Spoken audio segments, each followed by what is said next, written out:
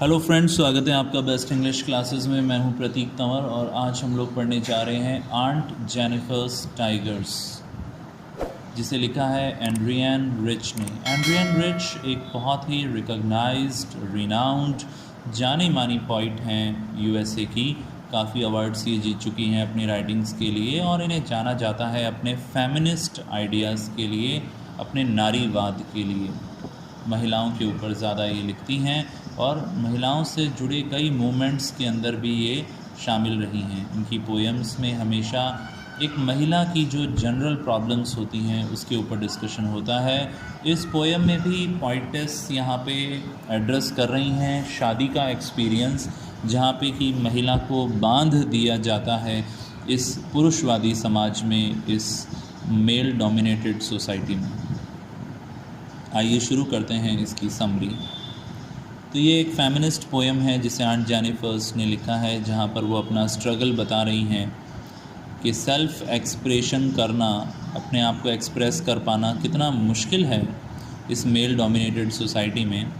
वो टेरिफाइड हैं, डरी हुई हैं, सप्रेस्ड हैं। सप्रेस्ड का मतलब भी दबा कुचला होता है।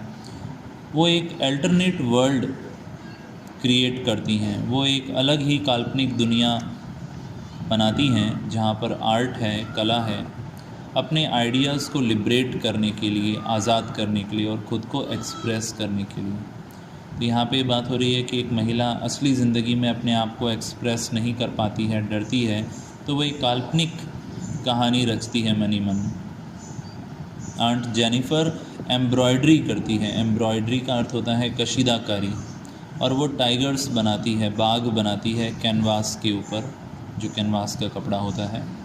और इन टाइगर्स को वो एकदम एनर्जेटिक दिखाती है, ऊर्जामयी दिखाती है, ऑरेंज कलर का दिखाती है।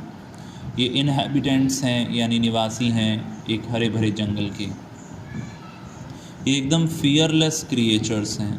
ये ऐसे प्राणी हैं जो किसी से नहीं डरते, इंसान से भी नहीं डरते। ये कॉन्फिडेंट होते हैं, आत्मविश्वासी होते हैं, एलिगेंट, सुंदर हैं और बोल्ड यानी बहादुर हैं।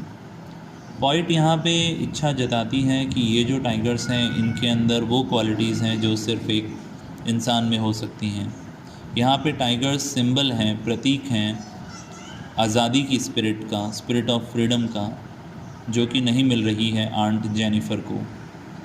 आंट जेनिफर जैसी औरतें विक्टिम बनती हैं मेल चॉविनिज़म का। चॉविनिज़म का अर्थ होता है खुद को श्रेष्ठ समझना और अपने से नीचे लोगों को उनका दमन करना। तो यहाँ पे लाइंस जेंडर बायस को बता रही हैं, डिस्क्रिमिनेशन को बता रही हैं, जो लिंग भेदभाव है उसकी चर्चा हो रही है, जिनसे औरतें हमेशा सफ़र करती हैं, पीड़ित रहती हैं इस पैट्रियार्कल सोसाइटी में, इस पुरुषवादी समाज में। ये हमारा फर्स्ट स्टैंज़ा था। अब हम देखते हैं सेकंड स्टैंज़ा। ये स्टैंज़ा हमें बताता है कि कितना ज़्यादा ऑपरेशन हो रहा है, कितना ज़्यादा दबाया जा रहा है आंट जेनिफर को शादी में। आंट जेनिफर इतनी ज़्यादा ब्रोकन डाउन हो चुकी हैं, इतना ज़्यादा टूट चुकी हैं फिज़िकली और मेंटली कि उनके अंदर बिल्कुल भी एनर्जी नहीं बची है और ना उनके अंदर करेज है, हिम्मत है कि वो अपनी नीडल भी खींच सकें, अपनी सुई वो खींच सकें जब वो टाइगर बना रही हैं। यहाँ पे जो आइवरी की नीडल है, आइवरी का अर्थ होता है हाथी दांत, तो ये जो सुई है ये हाथी दांत की बनी हुई है जो टाइगर बनाने के काम आ रही है। ये भी उसे बहुत मुश्किल लग रही है, वो इसे खींच नहीं पा रही है एक सिंपल कपड़े में से। ये जो एक टायरसम बर्डन है, ये जो एक थकाने वाला बोझ है, वो है अंकल के साथ उनकी शादी हुई है और जो शादी की अंगूठी है ये उसे बहुत भारी लगती है कैरी करना, क्योंकि ये शादी उसके लिए एक बोझ है। शादी उसके लिए एक बहुत बड़ा बर्डन है जिसे वो कैरी करती है। ये जो बॉन्ड है, रिश्ता है, ये उसको किल कर रहा है, उसको थ्रॉटल कर रहा है, मार रहा है। इस प्रकार वो बहुत ज़्यादा फिज़िकली और मेंटली पीड़ित है। अब हम देखेंगे थर्ड स्टैंज़ा। मौत सबको आज़ाद कर देती है, सबको लिबरेट कर देती है, पर आंट जेनिफर का जो फेट है, भाग्य है, वो इतना दुखद है, इतना ट्रैजिक है और इतना हार्ट रेंडिंग है, दिल को तड़पाने वाला है कि मौत भी उसे आज़ाद नहीं कर सकती इस ऑपरेशन से, इस दमन से। उसकी ग्रेव में भी, उसकी जो कब्र होगी उसमें भी उसकी वेडिंग रिंग उसके साथ जाएगी और उसे याद दिलाती रहेगी उन स्ट्रगल्स के बारे में जिससे वो गुज़री है। मौत के बाद भी शादी की जो चैन है, मैट्रिमनी की जो चैन है, ये उस पर बंधी रहेगी। जहाँ टाइगर सिंबल हैं, प्रतीक हैं पावर के, बोल्डनेस के, जिस प्रकार वो प्रैंस करते हैं, जंप करते हैं, कूदते हैं, झपट्टा मारते हैं, पॉइंट यहाँ इच्छा जताती है कि काश जो इंसान हैं वो भी अलग होते, उनके भी जो दुख दर्द हैं, पीड़ाएं हैं, मिजरीज़ हैं, वो अलग होती और औरतों को ये सब नहीं सहना पड़ता, ये मेल डोमिनेंस और ऑपरेशन। तो यहाँ पे हमने देखा कि कुछ बहुत अच्छे पोइटिक डिवाइसेस का यूज़ किया गया है, जैसे एलिट्रेशन का यूज़ किया गया है। एलिट्रेशन का अर्थ होता है जब कई शब्दों का पहला अल्फ़ाबेट सेम होता है, जैसे फिंगर्स फ्लटरिंग, यहाँ एफ का प्रयोग हुआ है। ऐसे ही प्रांसिंग प्राउड, यहाँ पी का प्रयोग हुआ है। इमेजरी का भी बहुत अच्छा यूज़ किया गया है। कहा गया है टाइगर्स के लिए कि वो टॉपैज डेनिजन हैं। टॉपैज का अर्थ होता है रूबी, जो रूबी होती है लाल लाल, थोड़ा येलोइश ब्राउन रेडिश सा कलर होता है, वैसा इनका कलर है।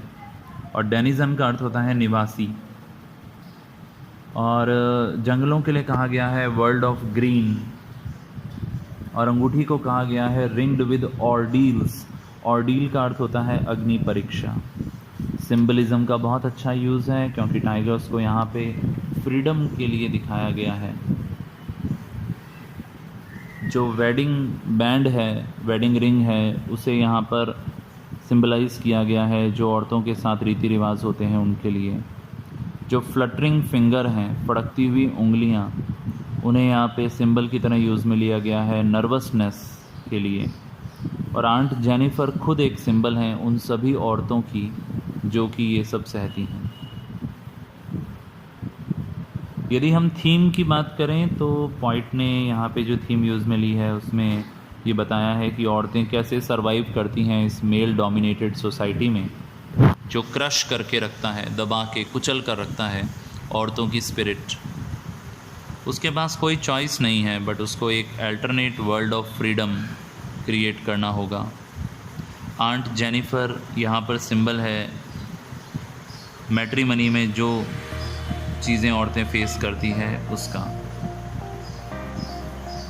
इसी के साथ ये टॉपिक हमारा यहाँ फिनिश होता है। आई होप आपको अच्छे से समझ में आया होगा।